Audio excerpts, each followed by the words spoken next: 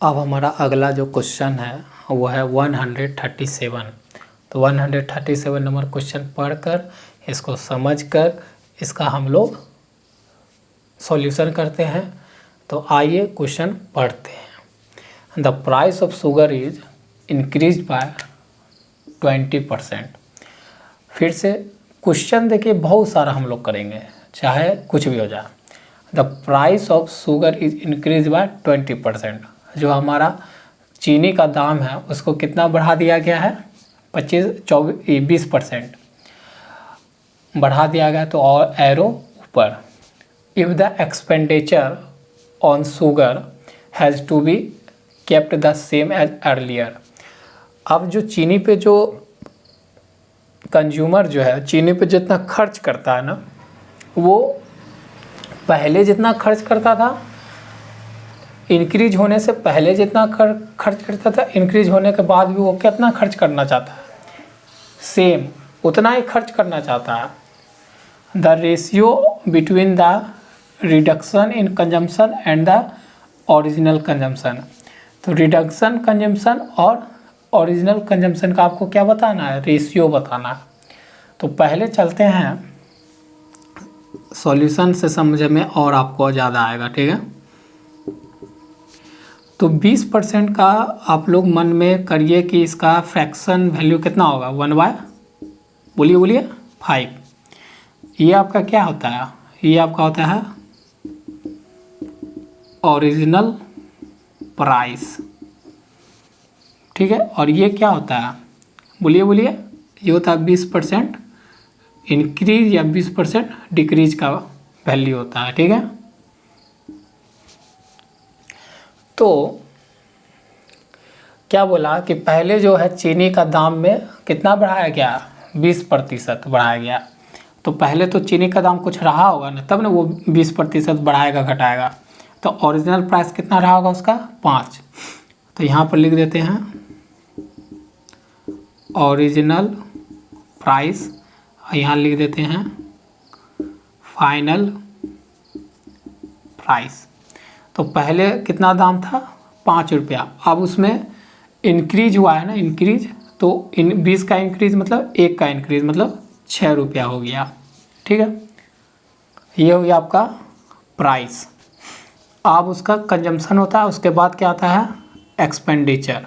ये दोनों का गुना फॉर्मूला होता है,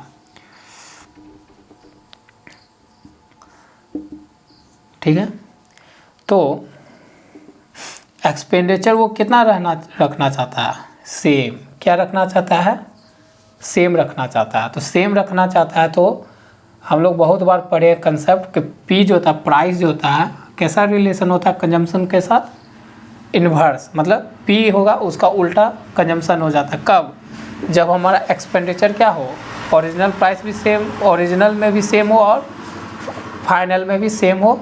तो ये कितना बन जाएगा, 6:5 बन जाएगा, उल्टा हो जाएगा, प्राइस का रेशियो अनुपात बदल जाएगा। तो देखो यहाँ सेम रहने का मतलब क्या है, ये भी 30, ये दोनों को मल्टीप्लाई कर रहे हैं, ये भी 30 हो गया सेम। तो कंजम्पशन क्या हुआ, प्राइस का इन्वर्स हो गया, उल्टा हो गया, सेम, ठीक है। अब हमको काम करना है इसी पे, कंजम्पशन पे काम करना है। तो बोल रहा है कि आपको रेशियो बताना है, किसका, रिडक्शन इन कंजम्पशन। कंजम्पशन में देखिए कितना का रिडक्शन हुआ है, कितना का कंजम्पशन में रिडक्शन हुआ है, पहले 6, अब कितना, 1। तो रेशियो आपका क्या बनेगा, पहले कंज्यूम करता था 6, अब कितना कंज्यूम कर रहा है, 5। तो कितना का कमी आया, 1 का। और रेशियो बोला ना, रिडक्शन इन कंजम्पशन में रिडक्शन निकाल दिया, कितना का, 1 का।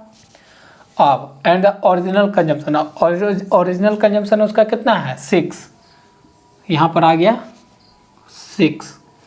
तो देखिए the reduction in consumption and the original consumption क्या बना, रेशियो 1:6। ये आपका उत्तर हो गया, ऑप्शन सी आपका राइट आंसर।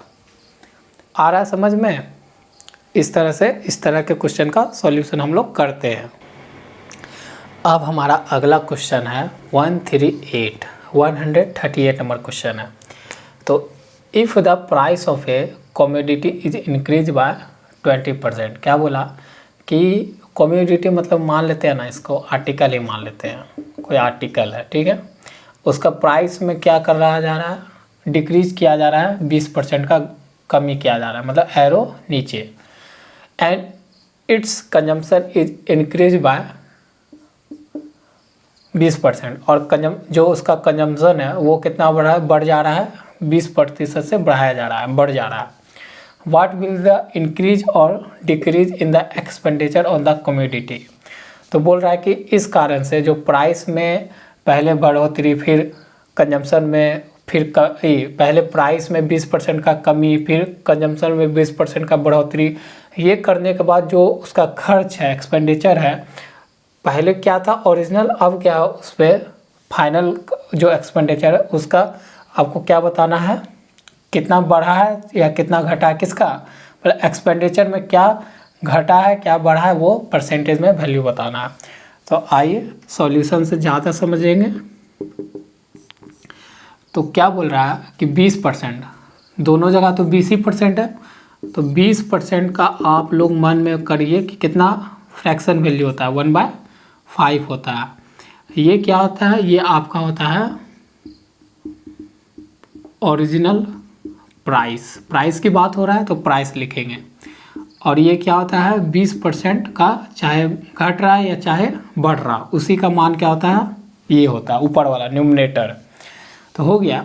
तो अब हमारा यहाँ पर मान लेते हैं कि ये आपका ओरिजिनल प्राइस है और ये आपका फाइनल प्राइस है। तो प्राइस में क्या हुआ है, पहले जो कमोडिटी है कोई आर्टिकल, उसका प्राइस में पहले क्या हो रहा है, 20% का घट रहा है, तो ओरिजिनल प्राइस 5 होगा, उसमें 20% घटने का मतलब क्या हो रहा है, 1, तो 1 घटेगा तो कितना बन जाएगा, 4। अब कमोडिटी में आपको कंजम्पशन की बात हो रहा है, कंजम्पशन वो कितना बढ़ रहा है 20%, तो 20% मतलब ये फ्रैक्शन वैल्यू 1/5, तो ओरिजिनल प्राइस कितना 5, और बढ़ रहा है, बढ़ने का मतलब क्या, 1 बढ़ेगा तो 6 हो गया। अब ये दोनों का मल्टीप्लाई फॉर्मूला क्या बनता है, एक्सपेंडिचर। तो एक्सपेंडिचर देख लेते हैं क्या आता है, तो इसको दोनों को गुना कर देते हैं तो कितना होगा 25, इस दोनों को गुना कर देते हैं कितना होगा 24। तो हमारा एक्सपेंडिचर का भी अनुपात रेशियो आ गया। अब देखिए यहाँ चलते हैं। अब बोल रहा है कि what will be the increase or decrease in the expenditure on the commodity. जो ये एक्सपेंडिचर आया है उसमें बताना क्या है कि ओरिजिनल प्राइस का एक्सपेंडिचर पहले वो कितना खर्च कर रहा था 25 रुपया, अब फिर कितना कर रहा है 24 रुपया। तो घटा है कि बढ़ा है, पहले से घटा है, तो पहले था 25 रुपया, अब हो गया 24 रुपया। ये किसका है, एक्सपेंडिचर का मान रेशियो है। तो कितना घटा, 1, किस पे से 25, पहले में से ही ना तुलना करेंगे कि पहले से कितना हो गया, अब 24 हो गया, तो 1 घटा किस में से 25 में से, इसी का परसेंट वैल्यू निकाल देना है। घटा है तो माइनस लगा दो, तो क्या होगा 25 से ये कट जाएगा 4 बार में। अब माइनस किसको इंडिकेट कर रहा है, डिक्रीज को इंडिकेट कर रहा है, ठीक है। तो कितना एक्सपेंडिचर में कमी आया पहले की तुलना में, तो 4% का डिक्रीज हुआ। ऑप्शन बी आपका यहाँ से राइट हो गया, ठीक है, समझ में आया। अब हमारा अगला क्वेश्चन है 139 नंबर क्वेश्चन है। तो इसको पढ़ते हैं और इसको समझते हैं, फिर इसका सॉल्यूशन भी करते हैं। तो the price of a certain item, ठीक है, मतलब कुछ आइटम है या कुछ आइटम है जिसका प्राइस जो है इज इंक्रीज बाय 15%। मतलब कुछ आइटम है, कुछ वस्तु है जिसका दाम जो है वो बढ़ा दिया गया है, कितना 15%। If a consumer want to keep his, consumer जो है चाहता है रखना हिज एक्सपेंडिचर, अपना जो खर्च है कंज्यूमर वो रखना चाहता है on the item the same as before, पहले की तरह वो पहले जितना खर्च करता था ना, और प्राइस जो है आइटम का प्राइस बढ़ने के बाद वो अपना खर्च कितना रखना चाहता है, सेम ही रखना चाहता है। How much percent must he reduce his consumption of that item, तो उसको कंजम्पशन में कितना परसेंट का कमी लाना होगा कि उसका खर्च क्या हो, सेम ही रह जाए, कांस्टेंट रह जाए। तो देखते हैं सॉल्यूशन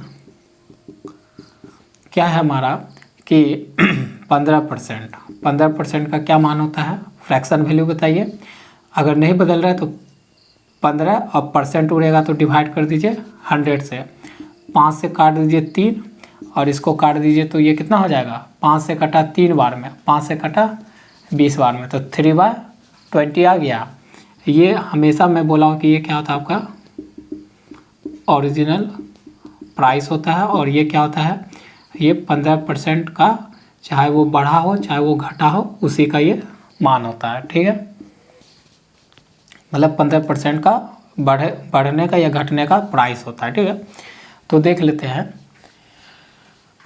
तो पहले ओरिजिनल प्राइस क्या है, ओरिजिनल प्राइस, और यहाँ पर आपका फाइनल प्राइस।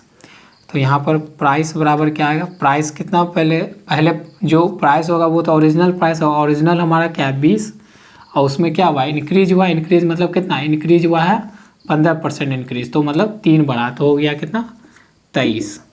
ठीक है, अब कंजम्पशन और एक्सपेंडिचर, इसका गुना होता है प्राइस और कंजम्पशन का फॉर्मूला होता है। एक्सपेंडिचर का फॉर्मूला क्या होता है, प्राइस में गुना कंजम्पशन। अब यहाँ से देखिए कंजम्पशन वो क्या रखना चाह रहा है, सेम रखना चाह रहा है, बढ़ने के बाद, और पहले जितना प्राइस था बढ़ने के बाद प्राइस जो है, लेकिन खर्च वो क्या करना चाह रहा है, सेम रखना चाह रहा है। तो सेम रखेगा, तो हमने बताया कि तब से जब एक्सपेंडिचर हमारा कांस्टेंट होता है तो हमारा कंजम्पशन के साथ प्राइस का रिलेशन कैसा हो जाता है, इन्वर्स का। तो मतलब 20:23 है, तो इसका क्या बनेगा 23:20 बनेगा, तब तो हमारा सेम आएगा ना। देखो यहाँ गुना करोगे तो इतना, और यहाँ भी गुना करोगे तो इतना ही तो आ रहा है, सेम आ गया है। गुना करके भी दिखा देता आप लोग को, 0 3 6 2 4, 0 3 6 2 4, मतलब 460 रुपया पहले खर्च कर रहा था ओरिजिनल प्राइस में, जब दाम नहीं बढ़ा था आइटम का, और जब दाम आइटम का बढ़ गया तब भी वो कितना खर्च कर रहा है, 460 रुपया कर रहा है। तो हमारे पास कंजम्पशन का अनुपात आ गया है अब। ठीक है, इसी का पूछा है कि यहाँ से देखिए question, how much percent he reduce his consumption of that item. तो कितना परसेंट उसको कंजम्पशन में कमी करना चाहिए कि उसका जो एक्सपेंडिचर ना बढ़े ना घटे। तो देख लेते हैं। तो कंजम्पशन का हमारा ओरिजिनल प्राइस और फाइनल प्राइस क्या बना, इसका रेशियो 23:20 बना है। तो how much percent he reduce, कितना कमी कर रहा है, देखिए यहाँ पर 3 का कमी कर रहा है, कितना में से, पहले 23 ख़त्म करता था, कंज्यूम करता था, उसमें आप 20 करने लगा तो 3 का कमी हो गया। किस पे कंपेयर करेंगे, पहला पे ओरिजिनल प्राइस पे, तो 23 रुपया, और परसेंट में निकाला तो गुना करते हैं 100 से और परसेंटेज का साइन लगाते हैं। तो देखिए यहाँ पर क्या, यहाँ पर घट रहा है ना, तो माइनस, तो 300/23% आ गया। अब यहाँ पर देखते हैं क्या हो जाएगा, यहाँ से तो यहाँ C बराबर क्या हो जाएगा, इसको अगर हम काटे 23, यहाँ से कर लेते हैं ना, ऑप्शन से कर लेते हैं, तो 23 गुना में 13 करें तो 3 3 9, 2 3 6 3 6 3 9, तो 992 +1, हाँ, तो यहाँ 300 बन जा रहा है। तो आपका ऑप्शन क्या हो जाएगा, राइट बी। जब इसको आप करोगे ना तो यह आपका बनेगा 13 या 1/3%, मतलब इतना डिक्रीज, ये आपका बन जाएगा। ठीक है, तो कंजम्पशन को कितना घटाना होगा, इतना परसेंट से कमी करना होगा कंजम्पशन में। यहाँ तो कमी कर रहे हैं 3, कमी कितना हो रहा है 3 का, पहले 23 खर्च करता था, कंज्यूम करता था, अब 20 करने लगा, तो कितना का कमी लाया, 3 का, कितना में से, 23 में से, तो उसी का परसेंटेज निकालने के लिए ये किए, इसको भाग दोगे तो भी ये आ जाएगा। ठीक है, तो आपका यहाँ से ऑप्शन कितना, सी राइट हो गया। तो समझ में आ रहा है। तो इस तरह के क्वेश्चन को इसी टाइप से सॉल्यूशन करते हैं। तो यहाँ तक आप समझे होंगे।